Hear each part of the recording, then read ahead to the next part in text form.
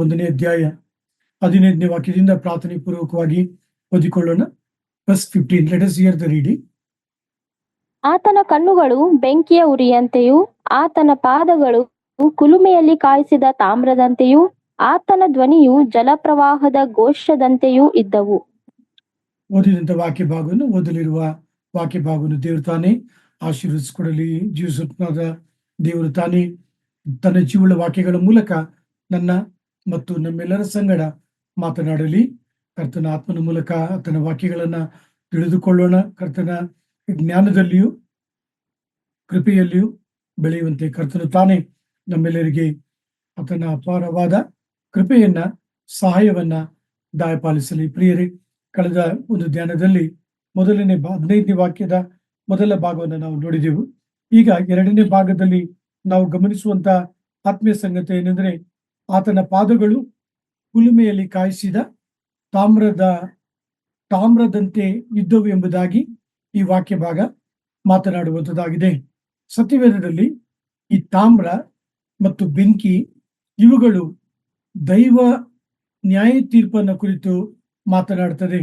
The brass and fire stand for divine judgment. So ಪ್ರಿಯ ದೈವ ಜನರೇ, ಕರ್ತನಾದ ಯೇಸು ಕ್ರಿಸ್ತನ ಆ ಒಂದು ದರ್ಶನವನ್ನ ಕಾಣುವಂತ ಅಪೊಸ್ತಲರಾದಂಥ ಯೋಹಾನರು ನಮ್ಮ ಗಮನಕ್ಕೆ ತರುವಂತ ಒಂದು ಸಂಗತಿ ಏನೆಂದರೆ, ಕರ್ತನಾದ ಯೇಸು ಕ್ರಿಸ್ತನು ತನ್ನ ಸಭೆಯ ಮಧ್ಯದಲ್ಲಿ ಆತನು ನಿಂತಿದ್ದಾನೆ. ಆತನು ಯಾಜಕನಾಗಿದ್ದಾನೆ. ಯಾಕೆಂದ್ರೆ ನಾವು ಹಿಂದಿನ ವಾಕ್ಯವನ್ನ ನಾವು ನೋಡಿದಾಗ, ಮನುಷ್ಯ ಕುಮಾರನಂತೆ ಇರುವವನನ್ನು ಕಂಡನು, ಅವನು ನಿಲುವಂಗಿಯನ್ನ ಧರಿಸಿದನೆಂಬುದಾಗಿ ಆತನು ತಿಳಿಸುತ್ತಾ 15ನೇ ವಾಕ್ಯದಲ್ಲಿ ಕರ್ತನಾದ ಯೇಸು ಕ್ರಿಸ್ತನು ಆತನು ಯಾಜಕನಾಗಿಯೂ ಆತನು ನ್ಯಾಯಾಧಿಪತಿಯಾಗಿಯೂ ನ್ಯಾಯ ತೀರಿಸುವಾತನಾಗಿದ್ದಾನೆ. ಸರ್ವಲೋಕಕ್ಕೆ ಆತನು ದೈವಿಕವಾದ ನ್ಯಾಯ ತೀರ್ಪನ್ನ ತೀರಿಸಲು ಬರುತ್ತಿದ್ದಾನೆ. ಈ ಲೋಕದಲ್ಲಿ ಆತನು ಶಿಲುಬೆಯ ಮೇಲೆ ಎಷ್ಟು ಘೋರವಾದಂತ ನ್ಯಾಯ ತೀರ್ಪನ್ನ ಬಾಧೆಗಳ ಮೂಲಕ ಹೊಂದಿದನೆಂಬುದಾಗಿ ನಾವೆಲ್ಲರೂ ಕೂಡ ಬಲ್ಲವರಾಗಿದ್ದೀವಿ. ಆತನಲ್ಲಿ ಯಾವುದೇ ವಿಧವಾದಂತ ಕಲ್ಮಶವಿರಲಿಲ್ಲ. ಆತನು ನಿರ್ದೋಷಿ, ಆತನಲ್ಲಿ ದೋಷವಿಲ್ಲ, ಆತನು ಪಾಪರಹಿತನು. ಆದರೂ ಕೂಡ ದೇವರ ನ್ಯಾಯ ತೀರ್ಪನ್ನ ಆತನು ರುಚಿ ನೋಡಿದನು. ಪ್ರಿಯರೇ, ಈ ಒಂದು ವಾಕ್ಯದಿಂದ ನೀವು ನಾನು ಕಲಿಯುವಂತ ಒಂದು ಆತ್ಮೀಯ ಪಾಠವೇನು? ನ್ಯಾಯ ತೀರ್ಪು. ವಾಕ್ಯಕ್ಕೆ ಒತ್ತು ಕೊಡಲು ಬಯಸುತ್ತೇನೆ. ವಿಮೋಚನ ಕಾಂಡ 38ನೇ ಅಧ್ಯಾಯ 20 ಮತ್ತು 38 ವಾಕ್ಯಗಳನ್ನ ಓದುವುದನ್ನು ಕೇಳಿಸಿಕೊಳ್ಳೋಣ. Exodus 38 verse 20 and verse 30. Let us hear the reading. ಗುಡಾರದ ಗೂಟಗಳು, ಅಂಗಳದ ಗೂಟಗಳು ಎಲ್ಲಾ ತಾಮ್ರದವುಗಳು. 30ನೇ ವಚನ. ಇದರಿಂದ ದೇವದರ್ಶನದ ಗುಡಾರದ ಬಾಗಿಲಿನ ಗದ್ದಿಗೆ ಕಲ್ಲುಗಳನ್ನು, ತಾಮ್ರದ ಯಜ್ಞವೇದಿಯನ್ನು, ಅದರ ತಾಮ್ರದ ಜಾಳಿಗೆಯನ್ನು, ಯಜ್ಞವೇದಿಯ ಎಲ್ಲಾ ಉಪಕರಣಗಳನ್ನು, ಅಂಗಳದ ಸುತ್ತಲಿನ ಗದ್ದಿಗೆ ಕಲ್ಲುಗಳನ್ನು, ಅಂಗಳದ ಬಾಗಿಲಿನ ಗದ್ದಿಗೆ ಕಲ್ಲುಗಳನ್ನು, ಗುಡಾರದ ಮತ್ತು ಅಂಗಳದ ಎಲ್ಲಾ ಗೂಟಗಳನ್ನು ಮಾಡಿದನು ಎಂಬುದೇ. ತಾಮ್ರ ನ್ಯಾಯ ತೀರ್ಪನ್ನು ಕುರಿತು ಮಾತನಾಡುತ್ತದೆ. ಪ್ರಿಯ ದೈವ ಜನರೇ, ವಾಕ್ಯಗಳನ್ನ ಮರೆಯಬೇಡ್ರಿ. ವಾಕ್ಯಗಳನ್ನ ನೀವು ಧ್ಯಾನಿಸಿರಿ. ಇತರರಿಗೂ ಕೂಡ ಈ ವಾಕ್ಯಗಳನ್ನ ನೀವು ಹಂಚಿಕೊಳ್ಳುವಾಗ ನಾವು ಕರ್ತನ ಕೃಪೆಯಲ್ಲಿ ಜ್ಞಾನದಲ್ಲಿ ಬೆಳೆಯುವಂತವರಾಗಿದ್ದೇವೆ. 15ನೇ ಅಧ್ಯಾಯದಲ್ಲಿ ವಾಕ್ಯದಲ್ಲಿ 3 ಅಂಶಗಳು, 3 ಭಾಗಗಳು. ಮೊದಲನೇದಾಗಿ ಆತನ ಕಣ್ಣುಗಳನ್ನ ಕುರಿತು ನಾವು ನೋಡಿದೆವು. 2ನೇದಾಗಿ ಆತನ ಪಾದಗಳನ್ನ ಕುರಿತು ನೋಡ್ತಾ ಇದ್ದೇವೆ. 3ನೇದಾಗಿ ಆತನ ಧ್ವನಿ ಹೇಗಿತ್ತು ಎಂಬುದಾಗಿ ಯೋಹಾನನು ತಿಳಿಸುತ್ತಾ, ಸಿಸ್ಟರ್ ಓದ್ತೀರಾ ಲಾಸ್ಟ್ ಪೋರ್ಷನ್? 15 ಓದ್ಬೇಕು ಬ್ರದರ್. 15ನೇ ವಾಕ್ಯದ ಕೊನೆಯ ಭಾಗ. ಕುಲುಮೆಯಲ್ಲಿ ಕಾಯಿಸಿದ ತಾಮ್ರದಂತೆಯೂ ಆತನ ಧ್ವನಿಯು ಜಲಪ್ರವಾಹದ ಘೋಷದಂತೆಯೂ ಇದ್ದವು. ಪ್ರಿಯರೇ, ನಮ್ಮಲ್ಲಿ ಎಲ್ಲರೂ ಕೂಡ ಜಲ ಪ್ರವಾಹದ ಘೋಷವನ್ನ ಕೇಳಿದ್ದೇವೆ. ಹೇಗಿರುತ್ತದೆ ಪ್ರವಾಹದ ಘೋಷ? ಅದು ಬಹಳ ದೊಡ್ಡದಾದ ಘೋಷವಾಗಿರುತ್ತದೆ ಮತ್ತು ನೀವು ನಾನು ಆ ಘೋಷವನ್ನು ಕೇಳುವಾಗ ಆತಂಕಕ್ಕೂ ಒಳಗಾಗುತ್ತೇವೆ. ಇಲ್ಲಿ ಯೋಹಾನರು ಪತ್ಮೋಸ್ ದ್ವೀಪದಲ್ಲಿದ್ದಾರೆ. ಅವರು ಪತ್ಮೋಸ್ ದ್ವೀಪದಲ್ಲಿದ್ದಂಥ ನೀರಿನ ಘೋಷವನ್ನ ಅವರು ಕೇಳಿದರು. ಆದರೆ ಪ್ರಕಟಣೆ ಗ್ರಂಥ 1ನೇ ಅಧ್ಯಾಯ 15ನೇ ವಾಕ್ಯದಲ್ಲಿ ಕಂಡು ಬರತಕ್ಕಂಥ ಈ ಒಂದು ಘೋಷ ಎಲ್ಲ ಘೋಷಕ್ಕಿಂತಲೂ, ಎಲ್ಲ ಧ್ವನಿಗಿಂತಲೂ ಬಹು ಮಹೋನ್ನತವಾದಂಥದ್ದು. ಈ ಒಂದು ಘೋಷದ ಅರ್ಥವೇನು? ಈ ಒಂದು ಧ್ವನಿಯ ಅರ್ಥವೇನು? ಪ್ರಿಯ ದೈವಜನರೇ, ನೀವು ನಾನು ನಾವೆಲ್ಲರೂ ಈ ಲೋಕದಲ್ಲಿರ್ತಕ್ಕಂಥ ಪ್ರತಿಯೊಂದು ಮಾನವರು ಕೂಡ ಕರ್ತನಾದ ಯೇಸು ಕ್ರಿಸ್ತನ ಅಧಿಕಾರಕ್ಕೆ ವಿಧೇಯತೆಯನ್ನ ತೋರಬೇಕು. ಆತನ ಧ್ವನಿ ಸಂಪೂರ್ಣವಾಗಿ ಅಧಿಕಾರವನ್ನ ಹೊಂದಿದೆ ಎಂಬುದಾಗಿ ಈ ಒಂದು ವಾಕ್ಯದ ಮೂಲಕ ನಾವುಗಳು ತಿಳಿದುಕೊಳ್ಳಬಹುದು ಮತ್ತು ವಿಧೇಯತೆಯನ್ನು ತೋರಬಹುದು. ನಿಮಗೆ ಸಮಯ ಇರುವುದಾದರೆ ಕೀರ್ತನೆ 29 ಮತ್ತು ಹಲವಾರು ವಾಕ್ಯ ಭಾಗಗಳಲ್ಲಿ ಕರ್ತನ ಧ್ವನಿ ಹೇಗಿದೆ, ಆತನ ಸ್ವರ ಹೇಗಿದೆ ಎಂಬತಕ್ಕಂಥದ್ದನ್ನು ನೀವು ತಿಳ್ಕೊಳ್ಳಬಹುದು. ಆತನ ಧ್ವನಿ ಎಷ್ಟು ಶಕ್ತಿ ಉಳ್ಳದ್ದು ಎಂಬುದನ್ನು ಕುರಿತು ನೀವು ತಿಳಿದುಕೊಳ್ಳಬಹುದು. ನಮ್ಮ ಧ್ಯಾನವನ್ನು ಮುಂದಕ್ಕೆ ತೆಗೆದುಕೊಂಡು ಹೋಗೋಣ. ಪ್ರಕಟಣೆ ಗ್ರಂಥ 1ನೇ ಅಧ್ಯಾಯ 16ನೇ ವಾಕ್ಯ ಮೊದಲ ಭಾಗ ಓದುವುದನ್ನು ಕೇಳಿಸಿಕೊಳ್ಳೋಣ. 16. ಆತನ ಬಲಗೈಯಲ್ಲಿ 7 ನಕ್ಷತ್ರಗಳಿದ್ದವು. ಈ ಒಂದು ವಾಕ್ಯವನ್ನ ಪ್ರಕಟಣೆ ಗ್ರಂಥ 1ನೇ ಅಧ್ಯಾಯ 20ನೇ ವಾಕ್ಯಕ್ಕೆ ಹೋಲಿಸುವುದಾದರೆ ಅದರ ಅರ್ಥವೇನು? ಈ ನಕ್ಷತ್ರಗಳು ಏನೆಂಬುದಾಗಿ ನೋಡುವಾಗ, ಈ ನಕ್ಷತ್ರಗಳು ಈ ಒಂದು 7 ಸಭೆಗಳನ್ನು ಕುರಿತು ಮಾತನಾಡುತ್ತದೆ. ಮಾತ್ರವಲ್ಲ, ಆತನ ಬಲಗೈ 16ನೇ ವಾಕ್ಯ ಮೊದಲ ಭಾಗ, ಆತನ ಬಲಗೈ. ಆತನ ಬಲಗೈ ಏನನ್ನು ಕುರಿತು ಮಾತನಾಡುತ್ತದೆ? ಆತನ ಬಲಗೈ ಆತನ ಬಲವನ್ನ ಕುರಿತು ಮಾತನಾಡುತ್ತದೆ. ಆತನ ಬಲಗೈ ಆತನ ಶಕ್ತಿಯನ್ನು ಕುರಿತು ಮಾತನಾಡುತ್ತದೆ. ಆತನ ಬಲಗೈ ಆತನ ಗೌರವವನ್ನ ಕುರಿತು ಮಾತನಾಡುವಂಥದ್ದಾಗಿದೆ. ಪ್ರಿಯ ದೇವಜನರೇ, ಹಳೆ ಒಡಂಬಡಿಕೆನ ನಾವು ಧ್ಯಾನಿಸುವುದಾದರೆ ಯೆಶಾಯ 59ನೇ ಅಧ್ಯಾಯ 1-2 ವಾಕ್ಯಗಳಲ್ಲಿ ಯೆಹೋವನ ಹಸ್ತವು ಮೋಟುಗೈ ಅಲ್ಲ ಎಂಬುದಾಗಿ ನಾವು ನೋಡ್ತೇವೆ.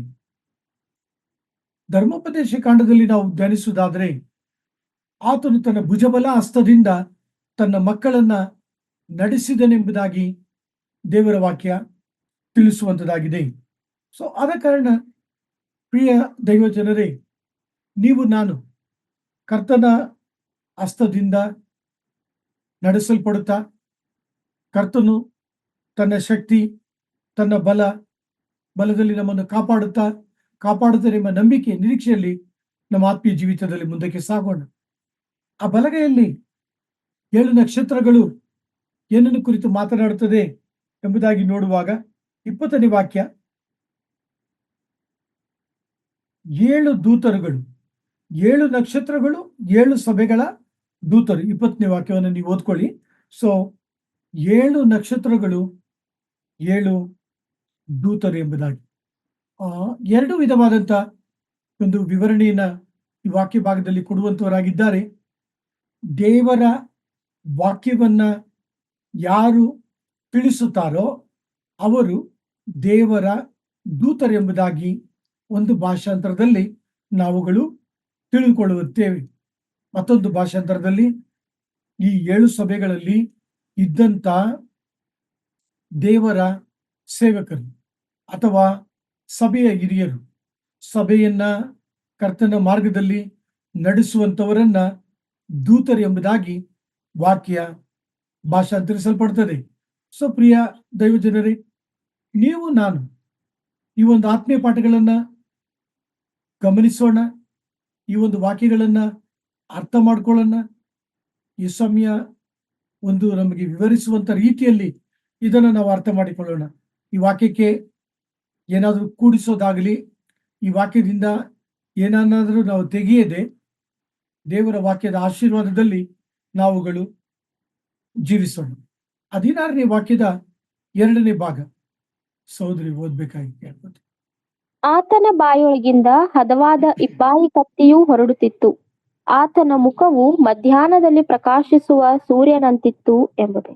ಸೊ 2ನೇ ಭಾಗದಲ್ಲಿ ನಾವು ಗಮನಿಸುವಾಗ 16ನೇ ವಾಕ್ಯದ 2ನೇ ಭಾಗ ದೇವರ ವಾಕ್ಯವನ್ನ ಕುರಿತು ನಾವು ನೋಡುವಾಗ ಅದು ಇಬ್ಬಾಯಿ ಕತ್ತಿಯಂತೆ ಕತ್ತಿಗೆ ಹೋಲಿಸಲ್ಪಟ್ಟಿದೆ. ಓದುವುದನ್ನ ಆ ವಾಕ್ಯಕ್ಕೆ ಒತ್ತು ಕೊಡಲು ಬಯಸೋಣ. ಇಬ್ರಿಯ ಪತ್ರಿಕೆ 4ನೇ ಅಧ್ಯಾಯ 12ನೇ ವಾಕ್ಯ. Hebrews chapter 4 verse 12. Let us hear the reading. ಯಾಕೆಂದರೆ ದೇವರ ವಾಕ್ಯವು ಸಜೀವವಾದದ್ದು, ಕಾರ್ಯಸಾಧಕವಾದದ್ದು, ಯಾವ ಇಬ್ಬಾಯಿ ಕತ್ತಿಗಿಂತಲೂ ಹದವಾದದ್ದು, ಪ್ರಾಣ ಆತ್ಮಗಳನ್ನು ಕೀಲು ಮಜ್ಜೆಗಳನ್ನು ವಿಭಾಗಿಸುವಷ್ಟು ಮಟ್ಟಿಗೂ ತೂರಿ ಹೋಗುವಂಥದ್ದು, ಹೃದಯದ ಆಲೋಚನೆಗಳನ್ನು ಉದ್ದೇಶಗಳನ್ನು ವಿವೇಚಿಸುವಂಥದ್ದು ಆಗಿದೆ. ಸೊ ಪ್ರಿಯ ದೈವಜನರೇ, ಕರ್ತನ ವಾಕ್ಯ ಏನನ್ನು ಕುರಿತು ಮಾತನಾಡುತ್ತದೆ? ಅದು ನಮ್ಮನ್ನ ಪರೀಕ್ಷಿಸುತ್ತದೆ ಎಂಬುದಾಗಿ ಮಾತನಾಡುತ್ತದೆ. ಅದು ನಮ್ಮನ್ನ ಸರಿಪಡಿಸುತ್ತದೆ ಎಂಬುದಾಗಿ ಮಾತನಾಡುತ್ತದೆ. ಕರ್ತನ ವಾಕ್ಯ ನಮ್ಮನ್ನ ಶೋಧಿಸುತ್ತದೆ ಎಂಬುದಾಗಿ ಮಾತನಾಡುವಂಥದ್ದಾಗಿದೆ. ಸೊ ನೀವು ನಾನು ಆದಷ್ಟು ಹೆಚ್ಚಾಗಿ ದೇವರ ವಾಕ್ಯಕ್ಕೆ ನಾವು ವಿಧೇಯತೆಯನ್ನು ತೋರೋಣ. ಕರ್ತನ ವಾಕ್ಯ ಇಟ್ ವಿಲ್ ಎಕ್ಸ್ಪೋಸ್ ಅಸ್, ಮಾತ್ರವಲ್ಲ ನಮ್ಮನ್ನು ನಾವು ಪರೀಕ್ಷಿಸಿಕೊಳ್ಳುವಂತೆ ಮಾಡುತ್ತದೆ. ದೇವರ ವಾಕ್ಯ ಸತ್ಯ, ದೇವರ ನ್ಯಾಯ ತೀರ್ಪು ಸರಿಯಾದದಾಗಿರ್ತದೆ. ಆದ ಕಾರಣ ಪ್ರಿಯ ಪರಿಶುದ್ಧರೇ, ದೈವಜನರೇ, ನೀವು ನಾನು ಹೆಚ್ಚಾಗಿ ದೇವರ ವಾಕ್ಯವನ್ನ ಧ್ಯಾನಿಸೋಣ. ನಿಮ್ಮಲ್ಲಿ ಎಷ್ಟು ಮಂದಿ ಒಂದು ದಿನಕ್ಕೆ ಕನ್ನಡಿಯನ್ನ ನೀವು ನೋಡ್ತೀರಾ ಎಂಬುದಾಗಿ ನನಗೆ ಗೊತ್ತಿಲ್ಲ. ಕನ್ನಡಿಯಲ್ಲಿ ನಮ್ಮ ತಲೆಯನ್ನ ಸರಿಪಡಿಸ್ಕೊಳ್ಳೋದು, ಮುಖವನ್ನ ಸರಿಪಡಿಸ್ಕೊಳ್ಳೋದು, ವಸ್ತ್ರಗಳನ್ನ ಸರಿಪಡಿಸ್ಕೊಳ್ಳೋದು, ನೀವು ಹೇಗೆ ಎಷ್ಟು ಸಮಯ ಕಳೀತೀರಾ ಎಂಬುದಾಗಿ ನನಗೆ ಗೊತ್ತಿಲ್ಲ. ಈ ನಡುವೆ ಅಂತೂ ಮೊಬೈಲಲ್ಲೇ ತಲೆ ಮುಖ ಎಲ್ಲ ನೋಡ್ಕೋತಾರೆ. ಸೊ ನಾನು ನಿಮ್ಮ ಗಮನಕ್ಕೆ ತರುವಂತ ಸಂಗತಿ ಏನೆಂದರೆ, ದೇವರ ವಾಕ್ಯ ಕನ್ನಡಿಯಾಗಿದೆ. ಯಾಕೋಬ 1ನೇ ಅಧ್ಯಾಯದಲ್ಲಿ ನಾವು ನೋಡ್ತೇವೆ. ಈ ವಾಕ್ಯವೆಂಬ ಕನ್ನಡಿಯನ್ನ ನೀವು ನಾನು ಹೆಚ್ಚಾಗಿ ನೋಡುವಂತೆಯೂ, ಅದರ ಮೂಲಕ ನಮ್ಮನ್ನು ನಾವು ಸರಿಪಡಿಸಿಕೊಳ್ಳುವಂತೆಯೂ, ಕರ್ತನ ಕೃಪೆಗೆ ಪಾತ್ರರಾಗುವಂತ ಜೀವಿತವನ್ನ ಜೀವಿಸುವಂತೆಯೂ ಕರ್ತನ ನಮಗೆ ಸಹಾಯ ಮಾಡಲಿ. 16ನೇ ವಾಕ್ಯದಲ್ಲಿ ಇರ್ತಕ್ಕಂಥ 3ನೆಯ ಒಂದು ಆತ್ಮೀಯ ಪಾಠ ಈಗ ಸಹೋದರಿ ಓದಿದ್ದಾರೆ. ಇದು ಏನನ್ನು ಕುರಿತು ಮಾತನಾಡ್ತದೆ? ಕರ್ತನಾದ ಯೇಸು ಕ್ರಿಸ್ತನ ಮುಖವನ್ನ ಕುರಿತು ಮಾತನಾಡ್ತದೆ. ಆತನ ಮುಖ ಹೇಗಿತ್ತು? ಯೋಹಾನರು ಏನ್ ಹೇಳ್ತಾ ಇದ್ದಾರೆ? ಸೂರ್ಯನಂತೆ ಪ್ರಕಾಶಮಯವಾಗಿತ್ತು. ಸೊ ಮಧ್ಯಾಹ್ನದಲ್ಲಿ ಪ್ರಕಾಶಿಸುವ ಸೂರ್ಯನಂತಿತ್ತು ಎಂಬುದಾಗಿ ಅವರು ತಿಳಿಸ್ತಾ ಇದ್ದಾರೆ. ಇದು ಏನನ್ನು ಕುರಿತು ಮಾತನಾಡ್ತದೆ? ಇದು ಕರ್ತನಾದ ಯೇಸು ಕ್ರಿಸ್ತನಲ್ಲಿರ್ತಕ್ಕಂಥ ಶುದ್ಧತೆಯನ್ನ ಕುರಿತು ಮಾತನಾಡುತ್ತದೆ. ಕರ್ತನಾದ ಯೇಸು ಕ್ರಿಸ್ತನು ಹೊಂದಿರತಕ್ಕಂಥ ಮಹಿಮೆಯನ್ನ ಕುರಿತು ಮಾತನಾಡುತ್ತದೆ. ಕರ್ತನಾದ ಯೇಸು ಕ್ರಿಸ್ತನಲ್ಲಿರ್ತಕ್ಕಂಥ ದೈವಿಕತ್ವವನ್ನ ಕುರಿತು ಮಾತನಾಡುತ್ತದೆ. ಕರ್ತನಾದ ಯೇಸು ಕ್ರಿಸ್ತನಲ್ಲಿರ್ತಕ್ಕಂಥ ಪರಿಶುದ್ಧತೆಯನ್ನ ಕುರಿತು ಮಾತನಾಡುತ್ತದೆ. ಬರಿಗಣ್ಣಲ್ಲಿ ನಾವು ಸೂರ್ಯನನ್ನ ನೋಡ್ತೇವಾ? ಇಲ್ಲ ಪ್ರಿಯರೇ. ಒಂದು ವೇಳೆ ನೋಡಿದ್ರೆ ನಮ್ಮ ಕಣ್ಣಿನ ಮಣಿಯಲ್ಲಿರ್ತಕ್ಕಂಥ ಆ ಒಂದು ಶಕ್ತಿಯನ್ನ ನೋಡುವಂತ ಆ ಒಂದು ಪವರನ್ನು ನಾವು ಕಳ್ಕೊಳ್ತೇವೆ. ಹೌದು ಪ್ರಿಯ ದೈವಜನರೇ, ನಮ್ಮ ಕರ್ತನಾದ ಯೇಸು ಕ್ರಿಸ್ತನು ಆತನು ಬೆಳಕಾಗಿದ್ದಾನೆ. ಯೋಹಾನ 8ನೇ ಅಧ್ಯಾಯ 12ನೇ ವಾಕ್ಯ ಓದುವುದನ್ನು ಕೇಳಿಸಿಕೊಳ್ಳೋಣ. John's gospel chapter 8 verse 12. Let us hear the reading. Yesu ತಿರುಗಿ ಅವರ ಸಂಗಡ ಮಾತಾಡಲಾರಂಭಿಸಿ, ನಾನೇ ಲೋಕಕ್ಕೆ ಬೆಳಕು. ನನ್ನನ್ನು ಅನುಸರಿಸುವವನು ಕತ್ತಲೆಯಲ್ಲಿ ನಡೆಯದೆ ಜೀವ ಕೊಡುವ ಬೆಳಕನ್ನು ಹೊಂದಿದವನಾಗಿರುವನು ಎಂದು ಹೇಳಿದನು. ವಿಮೋಚನ ಕಾಂಡ 33ನೇ ಅಧ್ಯಾಯ 20ನೇ ವಾಕ್ಯ. Exodus 33 verse 20. ಆದರೆ ಆತನು ಅವನಿಗೆ, ನೀನು ನನ್ನ ಮುಖವನ್ನು ನೋಡುವುದಕ್ಕಾಗದು, ಮನುಷ್ಯರಲ್ಲಿ ಯಾವನೂ ನನ್ನನ್ನು ನೋಡಿ ಜೀವಿಸಲಾರನು ಎಂದು ಹೇಳಿದನು. ಸೊ ಪ್ರಿಯ ದೈವಜನರೇ, ಆತನು ಅಷ್ಟೊಂದು ಪರಿಶುದ್ಧನು, ಆತನು ಅಗಮ್ಯವಾದ ಬೆಳಕಿನಲ್ಲಿ ವಾಸ ಮಾಡುವಂತನು. ಮೋಶೆ ನೋಡಬೇಕೆಂಬುದಾಗಿ ದೇವರನ್ನ ಕೇಳಿಕೊಂಡಾಗ ದೇವರು ಅವನಿಗೆ ಕೊಟ್ಟಂತ ಉತ್ತರ ಅದು. ಸೊ ಇಷ್ಟೊಂದು ಪರಿಶುದ್ಧನಾದ ದೇವರು, ಮಹಿಮೆಯ ದೇವರು, ದೈವತ್ವವನ್ನ ಹೊಂದಿರತಕ್ಕಂತ ದೇವರು ವಾಕ್ಯ ಭಾಗದಲ್ಲಿ ನಾನು ಬೆಳಕಾಗಿದ್ದೇನೆ ಎಂಬುದಾಗಿ ಆತನು ತಿಳಿಸ್ತಾ ಇದ್ದಾನೆ. ದೇವರು ಬೆಳಕಾಗಿದ್ದಾನೆ. ಸೊ ಪ್ರಿಯ ದೈವಜನರೇ, ಈ ಒಂದು ಬೆಳಕನ್ನ ಅಪೊಸ್ತಲರಾದಂಥ ಪೌಲರು ದಮಸ್ಕದ ಪ್ರಯಾಣದಲ್ಲಿ ಅವರು ಕಂಡರು. ಅದರ ಪರಿಣಾಮವೇನು? ಅವರ ಜೀವಿತ ಬದಲಾಯಿತು. ಅದರ ಪರಿಣಾಮವೇನು? ಅವರು ದೃಷ್ಟಿ ಕಾಣದೆ 3 ದಿನ ಕತ್ತಲಲ್ಲಿ ಕಂಡು ಬಂದರೆಂಬುದಾಗಿ ದೇವರ ವಾಕ್ಯ ತಿಳಿಸುವಂತದ್ದಾಗಿದೆ. ಈ ಒಂದು ಮಧ್ಯಾಹ್ನದಲ್ಲಿ ಪ್ರಕಾಶಿಸುವಂತ ಬೆಳಕು ಎಂಬುದಾಗಿ ನೋಡುವಾಗ ಕರ್ತನಾದ ಯೇಸು ಕ್ರಿಸ್ತನ ನೀತಿಯನ್ನ ಕುರಿತು ಅದು ಮಾತನಾಡುವಂತದ್ದಾಗಿದೆ. ಪೌಲನು ಇದಕ್ಕೆ ಒತ್ತು ಕೊಡುತ್ತಾ ಫಿಲಿಪ್ಪಿ 2ನೇ ಅಧ್ಯಾಯ 15ನೇ ವಾಕ್ಯದಲ್ಲಿ ಪೌಲನು ಹೇಳುವಂತ ವಾಕ್ಯವನ್ನ ಗಮನಿಸೋಣ. Philippians chapter 2 verse 15. Let us hear the reading. ಹೀಗೆ ನೀವು ನಿರ್ದೋಷಿಗಳು, ಯಥಾರ್ಥ ಮನಸ್ಸುಳ್ಳವರು ಆಗಿದ್ದು, ವಕ್ರ ಬುದ್ಧಿಯುಳ್ಳ ಮೂರ್ಖ ಜಾತಿಯ ಮಧ್ಯದಲ್ಲಿ ದೇವರ ನಿಷ್ಕಳಂಕರಾದ ಮಕ್ಕಳಾಗಿರುವಿರಿ. ಸೊ ಪ್ರಿಯ ದೈವಜನರೇ, ಈ ವಾಕ್ಯದಿಂದ ನೀವು ನಾನು ಅರ್ಥ ಮಾಡಿಕೊಳ್ಳಬೇಕಾದಂತ ಆತ್ಮೀಯ ಪಾಠವೇನೆಂದರೆ, ಈ ಮಧ್ಯಾಹ್ನದಲ್ಲಿ ಪ್ರಕಾಶಿಸುವ ಸೂರ್ಯನಾಗಿರುವಂತ ಕರ್ತನಾದ ಯೇಸು ಕ್ರಿಸ್ತನು ಆತನು ನನ್ನ ಬೆಳಕಾಗಿದ್ದಾನೆ, ಆತನು ನಿಮ್ಮ ಬೆಳಕಾಗಿದ್ದಾನೆ. ನಿಜವಲ್ಲವಾ? ಈ ದಿನ ಕೂಡ ಸಭೆಯಲ್ಲಿ ಸತ್ಯವೇದ ಕೂಟದಲ್ಲಿ ಅಪೊಸ್ತಲರ ಕೃತ್ಯ 12ನೇ ಅಧ್ಯಾಯ ಪೇತ್ರರು ಸೆರೆಮನೆಯಲ್ಲಿ ಮಲಗಿದ್ದಾಗ ಅವರ ಸುತ್ತ ಬೆಳಕು ಕಾಣಿಸಿತು ಎಂಬುದಾಗಿ ನಾವು ಧ್ಯಾನಿಸಿದೆವು. ನಿಜವಲ್ಲ? ಅನೇಕ ದೇವರ ಮಕ್ಕಳ ಜೀವಿತದಲ್ಲಿ ದೇವರು ಬೆಳಕನ್ನ ತಂದನು. ಲೂಕ ಬರೆದ ಸುವಾರ್ತೆ 2ನೇ ಅಧ್ಯಾಯ 9ನೇ ವಾಕ್ಯದಲ್ಲಿ ನಾವು ಗಮನಿಸುವಾಗ ಕುರುಬರಿಗೆ ದೂತರು ಕಾಣಿಸಿಕೊಂಡರು. ಅವರ ಪ್ರಭೆ, ಆ ಬೆಳಕು ಆ ಕುರುಬರು ಕಂಡರು ಎಂಬುದಾಗಿ ನಾವು ನೋಡುತ್ತೇವೆ. ಹೌದು ಪ್ರಿಯರೇ, ಮತ್ತಾಯ 4:16 ಕತ್ತಲಲ್ಲಿ ವಾಸ ಮಾಡುತ್ತಿದ್ದಂತ ಜನರಿಗೆ ದೊಡ್ಡ ಬೆಳಕು ಕಾಣಿಸಿತು ಎಂಬುದಾಗಿ ನಾವುಗಳು ತಿಳಿದುಕೊಳ್ಳುತ್ತೇವೆ ಮತ್ತು ಅದು ನಿಜ ಕೂಡ.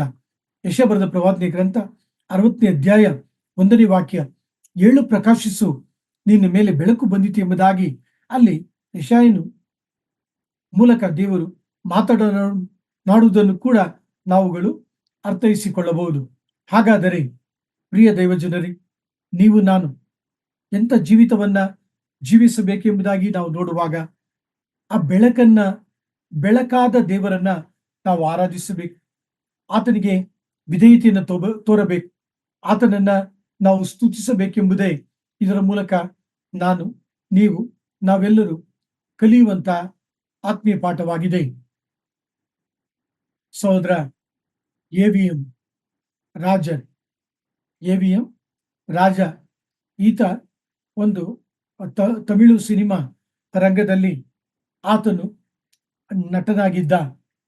ಮಾತ್ರವಲ್ಲ, ಆತನು ಚಲನಚಿತ್ರಗಳನ್ನ ಮಾಡುತ್ತಿದ್ದ ಮತ್ತು ಆತನು ಒಬ್ಬ ಡೈರೆಕ್ಟರ್ ಆಗಿದ್ದ. ಪ್ರಿಯರೇ, ಆಕೆಗೆ ಒಬ್ಬ ಮಗಳಿದ್ದಾಳೆ. ಆಕೆ ಹೆಸರು ಮಹಾಲಕ್ಷ್ಮಿ. ಆಕೆಯು ಕೂಡ ಹಲವಾರು ಚಿತ್ರಗಳಲ್ಲಿ ನಟಿಸಿದಂತ ನಟನಗಾರ್ತಿಯಾಗಿದ್ದಾಳೆ. ಸೊ ನಿಮ್ಮ ಗಮನಕ್ಕೆ ತರುವಂತಹ ಒಂದು ಸಾಕ್ಷಿ ಏನೆಂದರೆ, ಈ ಎವಿಎಂ ರಾಜ ಎಂಬತಕ್ಕಂಥ ಸಹೋದರರು ಎಂದೂ ಕೂಡ ಸಭೆಗೆ ಹೋಗಲಿಲ್ಲ, ಎಂದೂ ಕೂಡ ಸತ್ಯವೇದವನ್ನ ಓದಲಿಲ್ಲ. ಯಾರೂ ಕೂಡ ಅವರಿಗೆ ಸುವಾರ್ಥ ವಾಕ್ಯವನ್ನ ತಿಳಿಸಲಿಲ್ಲ. ಈ ರೀತಿಯಾದಂಥ ಅವರ ಜೀವಿತದಲ್ಲಿ, ಸಿನಿಮಾ ಜೀವಿತದಲ್ಲಿ ಅವರು ನಷ್ಟಕ್ಕೆ ತುತ್ತಾದರು, ಸಾಲಗಳಿಗೆ ತುತ್ತಾದರು. ತಮ್ಮ ಜೀವಿತದಲ್ಲಿ ಯಾವಾಗಲೂ ಮನೆ ಬಾಗಿಲು, ಮನೆ ಕಿಟಕಿ ಎಲ್ಲವನ್ನ ಮುಚ್ಚಿ ಮನೆಯ ದೀಪವನ್ನು ಆರಿಸಿ ಕತ್ತಲೆಯಲ್ಲಿ ವಾಸ ಮಾಡಲು ತೊಡಗಿದರು. ಯಾರಾದ್ರೂ ಬಂದು ಬಾಗಿಲು ತಟ್ಟುವುದಾದ್ರೆ ಭಯ ಪಡುತ್ತಿದ್ದರು. ಭಯದ ಜೀವಿತ, ಅವಮಾನದ ಜೀವಿತ, ಇಂಥ ಒಂದು ಜೀವಿತವನ್ನ ಜೀವಿಸುತ್ತಾ ಭೀತಿಯಲ್ಲಿ ಹಾದು ಹೋಗುವಾಗ ಅವರು ಬೆಳಕನ್ನ ಕಂಡರು. ಆ ಬೆಳಕಿನಲ್ಲಿ ಯೇಸುವಿನ ಸ್ವರವನ್ನ ಅವರು ಕೇಳಿಸಿಕೊಂಡರು. ಅವರು ತಮ್ಮ ಸಾಕ್ಷಿಯಲ್ಲಿ ಈ ರೀತಿಯಾಗಿ ಹೇಳುತ್ತಾರೆ, ನಾನು ಎಂದೂ ಕೂಡ ಸಭೆಗೆ ಹೋಗಲಿಲ್ಲ, ಸತ್ಯವೇದವನ್ನ ಓದಿದಂತ ನೆನಪು ನನಗೆ ಆಗುತ್ತಿಲ್ಲ. ನಾನು ಎಷ್ಟೋ ದೇವರುಗಳನ್ನ ಬೇಡುತ್ತಿದ್ದೇನೆ, ಆದರೆ ನಾನು ಯೇಸು ಸ್ವಾಮಿಯ ಸ್ವರವನ್ನ ಕೇಳಿಸಿಕೊಳ್ಳುತ್ತಿದ್ದೇನಲ್ಲ ಎಂಬುದಾಗಿ ಅವರು ತಿಳಿಸಿದರು.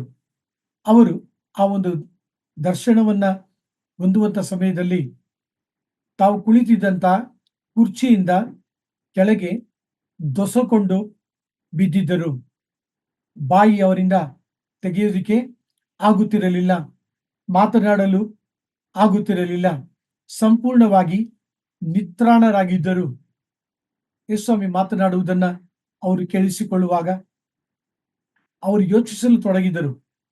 ನನ್ನ ಜೀವಿತದಲ್ಲಿ ಯಾರು ನನಗೆ ಸುವಾರ್ತೆಯನ್ನ ಕೊಟ್ಟರು, ಯಾರು ನನಗೆ ಸತ್ಯವೇದವನ್ನ ಕೊಟ್ಟರು, ಯಾವ ಚರ್ಚ್ಗೆ ನಾನು ಹೋಗಿದ್ದೆ ಎಂಬುದಾಗಿ ಅವರು ಆಲೋಚನೆ ಮಾಡುವಾಗ ಅವರು ಚಿಕ್ಕ ಪ್ರಾಯದಲ್ಲಿ ಓದುತ್ತಿದ್ದಂತ ಶಾಲೆಯಲ್ಲಿ ಅವರಿಗೆ ಮಾರಲ್ ಸೈನ್ಸ್, ನೀತಿಯನ್ನ ಕಲಿಸುತ್ತಿದ್ದಂತ ಸಹೋದರಿ ನೆನಪಾದಳು.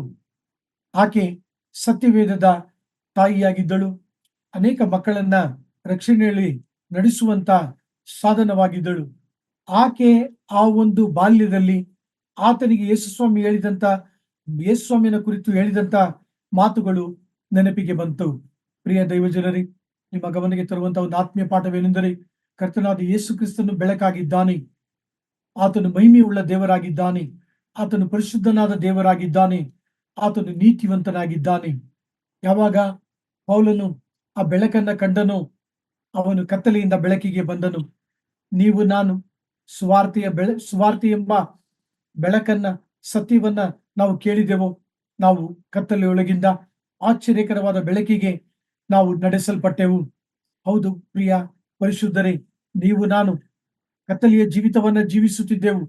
ನೀವು ನಾನು ಸೈತಾನನ ಅಧಿಪತಿಯ ಕೆಳಗಡೆ ಕಂಡು ಬಂದೆವು.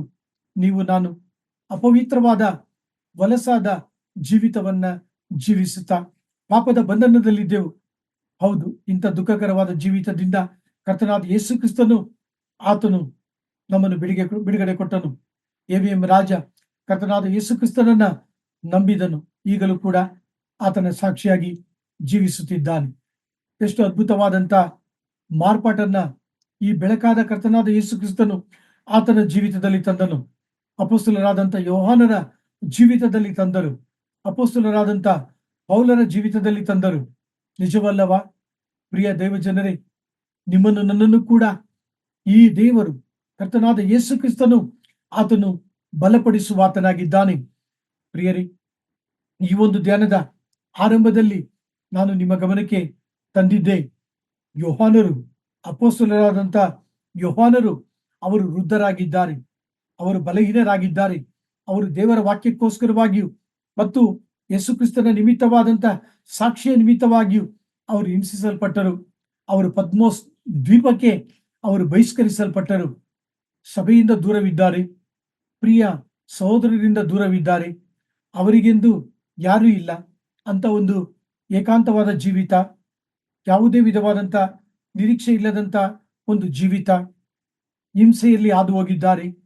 ಡೊಮಿಟಿಷಿಯನ್ ಚಕ್ರವರ್ತಿ ಸಭೆಗೆ ಮಾಡುತ್ತಿದ್ದಂತ ಹಿಂಸಾಚಾರಗಳು, ಇವುಗಳನ್ನ ಕಂಡಂತ ಯೋಹಾನರು ಈಗ ಪ್ರಕಟಣೆ ಗ್ರಂಥ 1ನೇ ಅಧ್ಯಾಯದಲ್ಲಿ ಆದಿಯು ಅಂತ್ಯವೂ ಆಗಿರುವಾತನನ್ನು ನೋಡುತ್ತಿದ್ದಾರೆ, ಮೊದಲನೆಯವನನ್ನು ಕಡೆಯವನನ್ನು ನೋಡುತ್ತಿದ್ದಾರೆ.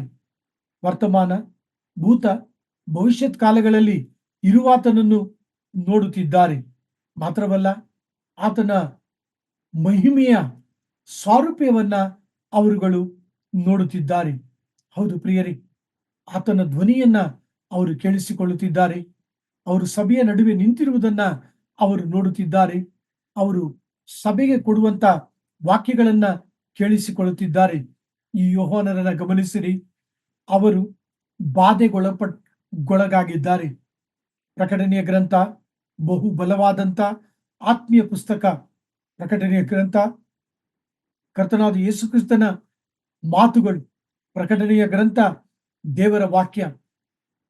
ಒಬ್ಬ ನೊಂದಿರತಕ್ಕಂತ ಅಪೋಸ್ತಲರಾದಂತ ಯೋಹಾನರು, ಒಳಗಾದ ಅಪೋಸ್ತಲರಾದಂತ ಯೋಹಾನರ ಕೈಗೆ ದೇವರಾತ್ಮನು ಈ ಒಂದು ಬಲವಾದ ಗ್ರಂಥವನ್ನು ಕೊಟ್ಟು ಹಿಂಸೆಯಲ್ಲಿ ಹಾದು ಹೋಗುತ್ತಿರತಕ್ಕಂತ ಕ್ರೈಸ್ತರಿಗೆ, ಎಫೆಸ, ಸ್ಮರಣ, ಪೆರ್ಗಮ, ತುವತೈರ, ಸಾರ್ದಿಸ್, ಫಿಲದೆಲ್ಫಿಯ, ಲವೋದೋಕಿಯ ಎಂಬ ಸಭೆಗಳಿಗೆ ಮಾತ್ರವಲ್ಲ, ಈ ದಿನ ಈ ವಾಕ್ಯವನ್ನ ಧ್ಯಾನಿಸತಕ್ಕಂತ ನಿಮಗೆ, ನನಗೆ, ನಮ್ಮೆಲ್ಲರಿಗೆ ಈ ಒಂದು ವರ್ತಮಾನವನ್ನ ತರುತ್ತಿದ್ದಾನೆ.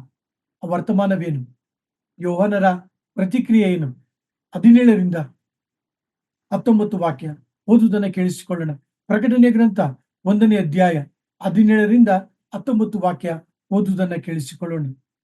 ನಾನು ಆತನನ್ನು ಕಂಡಾಗ ಸತ್ತವನ ಹಾಗೆ ಆತನ ಪಾದಗಳ ಮುಂದೆ ಬಿದ್ದೆನು.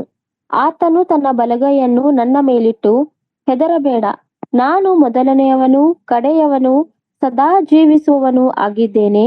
ಸತ್ತವನಾದೆನು ಮತ್ತು ಇಗೋ ಯುಗಯುಗಾಂತರಗಳಲ್ಲಿಯೂ ಬದುಕುವವನಾಗಿದ್ದೇನೆ. ಮರಣದ ಮತ್ತು ಪಾತಾಳದ ಬೀಗದ ಕೈಗಳು ನನ್ನಲ್ಲಿ ಅವೆ. ಆದುದರಿಂದ ನೀನು ಕಂಡವುಗಳನ್ನು, ಈಗ ನಡೆಯುತ್ತಿರುವವುಗಳನ್ನು, ಮುಂದೆ ಆಗಬೇಕಾದವುಗಳನ್ನು ಬರೆ. ಪ್ರಿಯರೇ, ಒಬ್ಬ ನೊಂದಿರತಕ್ಕಂತ ಹಿರಿಯ ಅಪೋಸ್ತಲರಾದಂತ ಯೋಹಾನರಿಗೆ, ಹಿಂಸೆಯಲ್ಲಿ ಹಾದು ಹೋದಂತ ಯೋಹಾನರಿಗೆ, ಪತ್ಮೋಸ್ ದ್ವೀಪದಲ್ಲಿ ತಳ್ಳಲ್ಪಟ್ಟ ಯೋಹಾನರಿಗೆ ಕರ್ತನಾದ ಯೇಸು ಕ್ರಿಸ್ತರು ಆದರಣೀಯ ಮಾತುಗಳು. ಏನು ಆದರಣೀಯ ಮಾತುಗಳನ್ನ ತಿಳಿಸುತ್ತಿದ್ದಾರೆ? ಹೆದರಬೇಡ. ಹೌದು ಪ್ರಿಯ ದೈವಜನರೇ, ಶಿಷ್ಯರು ದೋಣಿಯಲ್ಲಿ ಪ್ರಯಾಸ ಪಡುವಾಗ, ಹಾಕುತ್ತಾ ಪ್ರಯಾಸ ಪಡುವಾಗ, ಸಮುದ್ರದ ಮೇಲೆ ನಡೆದು ಬರುವಂತ ಯೇಸುಸ್ವಾಮಿಯನ್ನ ಕಂಡು ಹೆದರಿದರು. ದೆವ್ವ, ಭೂತ ಎಂಬುದಾಗಿ ಹೆದರಿದರು. ಯೇಸುಸ್ವಾಮಿ ಅವರಿಗೆ ಹೇಳಿದರು, ಅಂಜಬೇಡಿರಿ, ನಾನು ಎಂಬುದಾಗಿ ಆತನು ತಿಳಿಸಿದನು. ಹೌದು ಪ್ರಿಯರೇ, ಈ ಒಂದು ಹಿಂಸೆಯ ನಿಮಿತ್ತವಾಗಿ, ಯೇಸು ಕ್ರಿಸ್ತನ ಮೇಲಿಟ್ಟಂತ ನಂಬಿಕೆಯ ನಿಮಿತ್ತವಾಗಿಯೂ, ಡೊಮಿಟಿಷ ನಿಮಿತ್ತವಾಗಿ ಉಂಟಾದ ಬಾಧೆಗಳ ನಿಮಿತ್ತವಾಗಿಯೂ ನೊಂದಿದ್ದಂತ ಯೋಹಾನರಿಗೆ ಯೇಸುಸ್ವಾಮಿ ತಿಳಿಸುತ್ತಿದ್ದಾರೆ, ಹೆದರಬೇಡ.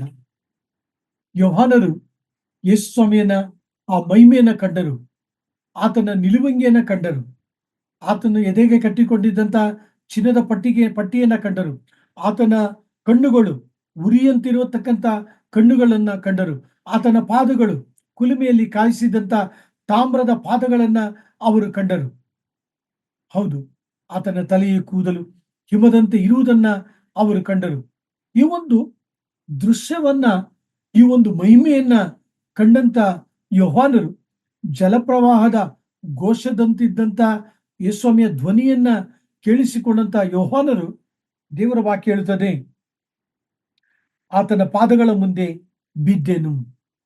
ಹೌದು ಪ್ರಿಯರೇ, ಯಾವಾಗ ನಾವು ದೇವರ ಮಹಿಮೆಯನ್ನ ಕಾಣುತ್ತೇವೋ, ದೇವರ ಸಾರೂಪ್ಯವನ್ನ ಕಾಣುತ್ತೇವೋ, ನಮ್ಮ ಜೀವಿತದಲ್ಲಿ ತಗ್ಗಿಸುವಿಕೆ ಕಂಡು ಬರುವಂತದ್ದಾಗಿದೆ. ನಮ್ಮ ಜೀವಿತದಲ್ಲಿ ನಾವು ದೀನತೆಯನ್ನ ಕಲಿತುಕೊಳ್ಳುವಂತವರಾಗಿದ್ದೇವೆ.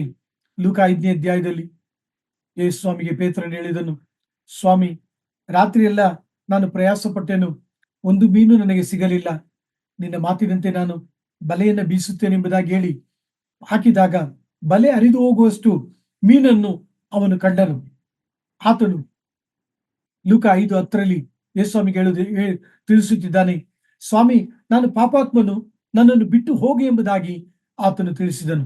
ಹೌದು ಪ್ರಿಯ ಪರಿಶುದ್ಧರೇ, ದೈವ ಜನರೇ, ನೀವು ನಾನು ದಾನಿಯೇಲನಾಗಿ, ಯೋಹಾನರಾಗಿ, ಯೇಸುಸ್ವಾಮಿ ಶಿಷ್ಯರಾಗಿ ನಾವು ಯಾವಾಗ ಆತನ ಮಹಿಮೆಯನ್ನ ಕಾಣ್ತೇವೋ, ಯಾವಾಗ ಆತನ ಸಾರೂಪ್ಯವನ್ನ ಕಾಣ್ತೇವೋ, ಯಾವಾಗ ಆತನ ಸೌಂದರ್ಯವನ್ನ ನಾವು ಕಾಣ್ತೇವೋ, ಯಾವಾಗ ಆತನ ಪರಿಶುದ್ಧತೆಯನ್ನ ಕಾಣ್ತೇವೋ, ಯಾವಾಗ ಆತನ ನೀತಿಯನ್ನ ಕಾಣುತ್ತೇವೋ, ಯಾವಾಗ ಆತನ ದೈವಿಕತ್ವವನ್ನ ಕಾಣ್ತೇವೋ, ನಾವು ನಮ್ಮನ್ನ ತಗ್ಗಿಸಿಕೊಳ್ಳುವಂತವರಾಗಿದ್ದೇವೆ. ವಾಕ್ಯಕ್ಕೆ ಒತ್ತು ಕೊಡಲು ಬಯಸುತ್ತೇನೆ. ದಾನಿಯೇಲ 10ನೇ ಅಧ್ಯಾಯ 8ರಿಂದ 10 ವಾಕ್ಯಗಳು ಓದುವುದನ್ನು ಕೇಳಿಸಿಕೊಳ್ಳೋಣ. ದಾನಿಯೇಲ chapter 10 verse 8 and 10. 8 to 10. Let us hear the reading. ನಾನು ಏಕಾಏಕಿಯಾಗಿ ಉಳಿದು ಆ ಅದ್ಭುತ ದರ್ಶನವನ್ನು ಕಂಡು ಶಕ್ತಿಯನ್ನೆಲ್ಲ ಕಳ್ಕೊಂಡೆನು. ನನ್ನ ಗಾಂಭೀರ್ಯವು ಹಾಳಾಯಿತು, ನಿತ್ರಾಣನಾದೆನು. ಆದರೂ ಅವನು ಮಾತಾಡುವ ಸದ್ದನ್ನು ಕೇಳಿದೆನು. ಅವನ ಮಾತಿನ ಶಬ್ದವು ನನ್ನ ಕಿವಿಗೆ ಬಿದ್ದಾಗ ನಾನು ಮೈಮರೆತು ಅಡಿಮೂಗವಾಗಿ ಅಡ್ಡ ಬಿದ್ದಿದ್ದೆನು. ಆಹಾ, ನನಗೆ ಸ್ಪರ್ಶವಾಯಿತು. ನಾನು ಗಡಗಡನೆ ನಡುಗುತ್ತಾ ಮೊಣಕಾಲೂರಿ ಅಂಗೈಗಳ ಮೇಲೆ ನಿಲ್ಲುವಂತೆ ಮಾಡಿತು. ಮತ್ತಾಯ ಬರೆದ ಸುವಾರ್ತೆ 17ನೇ ಅಧ್ಯಾಯ 6ರಿಂದ 7 ವಾಕ್ಯಗಳನ್ನು ಓದುವುದನ್ನು ಕೇಳಿಸಿಕೊಳ್ಳೋಣ. Matthew's gospel chapter 17 verse 6 to 7. Let us hear the reading. ಶಿಷ್ಯರು ಇದನ್ನು ಕೇಳಿ ಬಹಳವಾಗಿ ಹೆದರಿ ಬೋರಲ ಬಿದ್ದರು. ಆದರೆ ಯೇಸು ಹತ್ತಿರಕ್ಕೆ ಬಂದು ಅವರನ್ನು ಮುಟ್ಟಿ, ಏಳಿರಿ, ಹೆದರಬೇಡಿರಿ ಅಂದನು. ಮತ್ತೊಂದು ವಾಕ್ಯ ನಿಮಗೆ ಗಮನಕ್ಕೆ ತರಲು ಬಯಸುತ್ತೇನೆ. ಯೆಶಾಯ ಬರೆದ ಪ್ರವಾದನೆ ಗ್ರಂಥ 1ರಿಂದ 8 ವಾಕ್ಯಗಳು ಓದುವುದನ್ನು ಕೇಳಿಸಿಕೊಳ್ಳೋಣ. ಐಸೈಯಾ ಚಾಪ್ಟರ್ 6 verse 1 to 8. ಅರಸನಾದ ಉಜ್ಜೀಯನು ಕಾಲವಾದ ವರುಷದಲ್ಲಿ ಕರ್ತನು ಉನ್ನತೋನ್ನತ ಸಿಂಹಾಸನರೂಢನಾಗಿರುವುದನ್ನು ಕಂಡೆನು. ಆತನ ವಸ್ತ್ರದ ನೆರಿಗೆಯು ಮಂದಿರದಲ್ಲೆಲ್ಲ ಹರಡಿತ್ತು. ಆತನ ಸುತ್ತ ಸೆರಾಫಿಯರು ಇದ್ದರು. ಪ್ರತಿಯೊಬ್ಬನು 6 ರೆಕ್ಕೆಯುಳ್ಳವನಾಗಿ, 2ರಿಂದ ತನ್ನ ಮುಖವನ್ನು, 2ರಿಂದ ತನ್ನ ಕಾಲುಗಳನ್ನು ಮುಚ್ಚಿಕೊಂಡು, 2 ಬಡಿಯುತ್ತಾ ನೆಲಸೋಕದೆ ನಿಂತಿದ್ದನು. ಆಗ ಒಬ್ಬನು ಮತ್ತೊಬ್ಬನಿಗೆ, ಸೇನಾಧೀಶ್ವರನಾದ ಯೆಹೋವನು ಪರಿಶುದ್ಧನು, ಪರಿಶುದ್ಧನು, ಪರಿಶುದ್ಧನು, ಭೂಮಂಡಲವೆಲ್ಲ ಆತನ ಪ್ರಭಾವದಿಂದ ತುಂಬಿದೆ ಎಂದು ಕೂಗಿ ಹೇಳಿದನು. ಕೂಗುವವನ ಶಬ್ದಕ್ಕೆ ದ್ವಾರದ ಅಸ್ತಿವಾರವು ಕದಲಿತು. ಧೂಮವು ಮಂದಿರದಲ್ಲೆಲ್ಲ ತುಂಬಿತು. ಪ್ರಿಯ ದೇವಜನರೇ, ಅಪೊಸ್ತಲನಾದಂಥ ಯೋಹಾನರು ಯೇಸ್ವಾಮಿಯ ಮಹಿಮೆಯ ಆ ಒಂದು ದರ್ಶನವನ್ನ ಕಂಡಾಗ ಸತ್ತವರಾಗಿ ಬಿದ್ದರು. ದಾನಿಯೇಲನು ಯೇಸ್ವಾಮಿಯ ಆ ಒಂದು ಮಹಿಮೆಯನ್ನ ಕಂಡಾಗ, ದೈವ ದರ್ಶನವನ್ನ ಆತನು ಕಂಡಾಗ, ನಾನು ನಿತ್ರಾಣನಾಗಿದ್ದೇನೆ, ನನ್ನಲ್ಲಿ ಶಕ್ತಿ ಇಲ್ಲ ಎಂಬುದಾಗಿ ಆತನು ತಿಳಿಸಿದನು. ಹೌದು ಪ್ರಿಯರಿ, ಯೆಶಾಯನು ಯೇಸ್ವಾಮಿಯ ಆ ಒಂದು ಸೇನಾಧೀಶ್ವರನಾದ ದೇವರ ವಸ್ತ್ರದ ನೆರಿಗೆ ಮಹಿಮೆಯನ್ನ ಕಂಡಾಗ, ಅಯ್ಯೋ, ನಾನು ಹೊಲಸು ತುಟಿಯವರ ಮಧ್ಯದಲ್ಲಿ ವಾಸಿಸುವವನು, ಇಂಥ ನನ್ನ ಕಣ್ಣುಗಳು ಸೇನಾಧೀಶ್ವರನಾದ ಯೆಹೋವನನ್ನು ಕಂಡವು ಎಂಬುದಾಗಿ ತನ್ನನ್ನು ತಗ್ಗಿಸಿಕೊಂಡನು. ಹೌದು ಪ್ರಿಯರಿ, ಮತ್ತಾಯ ಬರೆದ ಸುವಾರ್ತೆ 17ನೇ ಅಧ್ಯಾಯ ಯೇಸ್ವಾಮಿಯ ಆ ಒಂದು ರೂಪಾಂತರವನ್ನ ಕಂಡಾಗ, ಆತನ ಮಹಿಮೆಯನ್ನ ಕಂಡಾಗ ಅವರು ಎದರಿದರೆಂಬುದಾಗಿ ನಾವು ನೋಡ್ತೇವೆ. ಈ ಎಲ್ಲಾ ವಾಕ್ಯಗಳಲ್ಲಿ ಕರ್ತನು ಅವರ ಮೇಲೆ ತನ್ನ ಹಸ್ತವನ್ನು ಇಟ್ಟು ಹೆದರಬೇಡಿರಿ ಎಂಬುದಾಗಿ ತಿಳಿಸ್ತಾ ಇದ್ದಾನೆ. ಅದ್ಭುತವಾದಂತ ಮಾತುಗಳನ್ನ, ಆದರಣೀಯ ಮಾತುಗಳನ್ನ ಯೋಹಾನರಿಗೆ ಕರ್ತನಾದ ಯೇಸು ಕ್ರಿಸ್ತನು ತಿಳಿಸುವುದನ್ನ ಕುರಿತು ನಾವು ಈ ವಾಕ್ಯ ಭಾಗದಲ್ಲಿ ಓದ್ತೇವೆ. ನಾನು ಮೊದಲನೆಯವನು, ನಾನು ಕಡೆಯವನೆಂಬುದಾಗಿ ಆತನು ತಿಳಿಸ್ತಾ ಇದ್ದಾನೆ. I am the first, I am the last.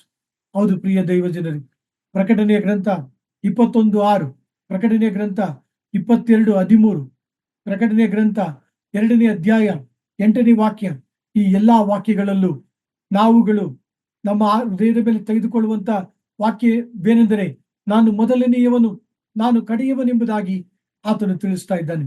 ಈ ವಾಕ್ಯಕ್ಕೆ ಒತ್ತು ಕೊಡಲು ಬಯಸ್ತೇನೆ. ಯೆಶಾಯ ಬರೆದ ಪ್ರವಾದನೆ ಗ್ರಂಥ 41ನೇ ಅಧ್ಯಾಯ 4ನೇ ವಾಕ್ಯ ಓದುವುದನ್ನು ಕೇಳಿಸಿಕೊಳ್ಳೋಣ. ಐಸೈಯಾ ಚಾಪ್ಟರ್ 41 verse 4. ಇದನ್ನೆಲ್ಲ ನಡೆಯಿಸಿ ನೆರವೇರಿಸಿದವನು ಯಾರು?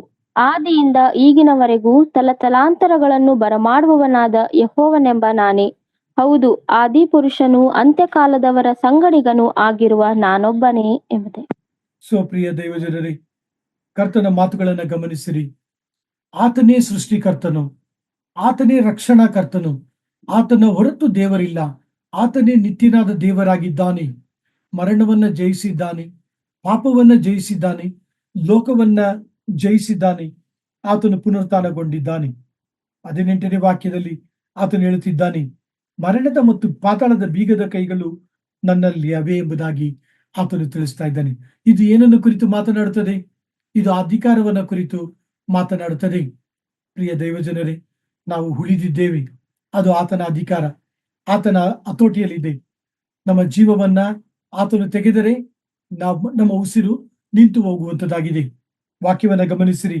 ಮರಣದ ಮತ್ತು ಪಾತಾಳದ ಬೀಗದ ಕೈಗಳು ನನ್ನಲ್ಲಿಯವೆ. So I am having the ownership, I am having a authority ಎಂಬುದಾಗಿ ಆತನು ತಿಳಿಸುವಾತನಾಗಿದ್ದಾನೆ. ಸೊ ಪ್ರಿಯ ದೈವಜನರೇ, ಈ ಒಂದು ಧ್ಯಾನದಲ್ಲಿ ಪ್ರಕಟಣೆಯ ಗ್ರಂಥ 1ನೇ ಅಧ್ಯಾಯದ 20 ವಾಕ್ಯಗಳನ್ನ ಕರ್ತನು ತನ್ನ ಅಪಾರವಾದ ಕೃಪೆಯಿಂದ ನಿಮ್ಮೊಂದಿಗೆ ಧ್ಯಾನಿಸಲು ಆತನು ಸಹಾಯ ಮಾಡಿದಕ್ಕಾಗಿ ನಾನು ವಂದಿಸುತ್ತೇನೆ. ದಯಮಾಡಿ ಈ ಒಂದು ಸತ್ಯವೇದ ಧ್ಯಾನಕ್ಕಾಗಿ ಹೆಚ್ಚು ಪ್ರಾರ್ಥನೆ ಮಾಡಿರಿ ಮತ್ತು ಪ್ರಾರ್ಥನೆ ಪೂರ್ವಕವಾಗಿ ಈ ಒಂದು ಕೂಟಗಳಲ್ಲಿ ಭಾಗವಹಿಸಿರಿ. ಇತರರನ್ನು ಕೂಡ ಪ್ರೋತ್ಸಾಹಪಡಿಸಿರಿ ಈ ಒಂದು ಧ್ಯಾನದಲ್ಲಿ ಭಾಗವಹಿಸುವಂತೆ. ನಾವು ಧ್ಯಾನಿಸಿದ 20 ವಾಕ್ಯಗಳನ್ನ ಕೂಡಿಸಿಕೊಳ್ಳೋಣ. ಈ ವಾಕ್ಯವನ್ನ ಓದುವಂತವರು, ಈ ವಾಕ್ಯವನ್ನ ಕೇಳುವಂತವರು, ಈ ವಾಕ್ಯವನ್ನ ಕೈಗೊಂಡು ನಡೆಯುವಂತವರು ಧನ್ಯರು. ಈ ವಾಕ್ಯವನ್ನ ಯಾರು ಬರೆಯುತ್ತಿದ್ದಾರೆ? ನಂಬತಕ್ಕ ಸಾಕ್ಷಿ, ಸತ್ತವರೊಳಗಿಂದ ಮೊದಲು ಎದ್ದು ಬಂದಾತನು, ಭೂರಾಜರ ಒಡೆಯನು ಆತನು ಬರೆಯುತ್ತಿದ್ದಾನೆ. ಈ ಒಂದು ಕರ್ತನು ನನ್ನನ್ನು ನಿಮ್ಮನ್ನು ಏನು ಮಾಡಿದ್ದಾನೆ? ತನ್ನ ರಕ್ತದಿಂದ ನಮ್ಮನ್ನು ಕೊಂಡುಕೊಂಡಿದ್ದಾನೆ, ನಮ್ಮ ಪಾಪವನ್ನ ತೊಳೆದಿದ್ದಾನೆ, ನಮ್ಮನ್ನ ಯಾಜಕರನ್ನಾಗಿ ಮಾಡಿದ್ದಾನೆ, ನಮ್ಮನ್ನ ರಾಜರನ್ನಾಗಿ ಮಾಡಿದ್ದಾನೆ. ಈ ಕರ್ತನು ಪ್ರಕಟಣೆ ಗ್ರಂಥ 1ನೇ ಅಧ್ಯಾಯ 7ನೇ ವಾಕ್ಯ ಪುನಃ ಬರುತ್ತಾನೆ. ಎಲ್ಲರ ಕಣ್ಣುಗಳು ಆತನನ್ನ ಕಾಣುವಂತದ್ದಾಗಿದೆ. ಆದ ಕಾರಣ ಪ್ರಿಯ ದೈವಜನರೇ, ಈ 20 ವಾಕ್ಯಗಳಿರ್ತಕ್ಕಂಥ ಆತ್ಮೀಯ ಪಾಠಗಳನ್ನ ಧ್ಯಾನಿಸೋಣ, ಆ ವಾಕ್ಯಗಳನ್ನ ನಂಬೋಣ.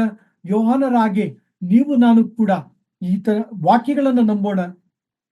ಎಷ್ಟೇ ಹಿಂಸೆ ಕಷ್ಟ ಬಂದರೂ ಕೂಡ ಕರ್ತನಿಗೋಸ್ಕರ ಸಾಕ್ಷಿಗಳಾಗಿ ನಾವು ನಿಂತುಕೊಳ್ಳೋಣ. ಆತನೇ ಮೊದಲನೆಯವನು, ಆತನೇ ಕಡೆಯವನು, ಆತನೇ ಮರಣದ ಮತ್ತು ಪಾತಾಳದ ಕೀಲಿಯನ್ನ ಹೊಂದಿದ್ದಾನೆ. ಆತನು ಮಾತ್ರವೇ ಯುಗ ಯುಗಾಂತರಗಳಲ್ಲಿ ಜೀವಿಸುವಾತನಾಗಿದ್ದಾನೆ. ದೇವರು ಈ ಧ್ಯಾನವನ್ನ ಆಶೀರ್ವದಿಸಲಿ.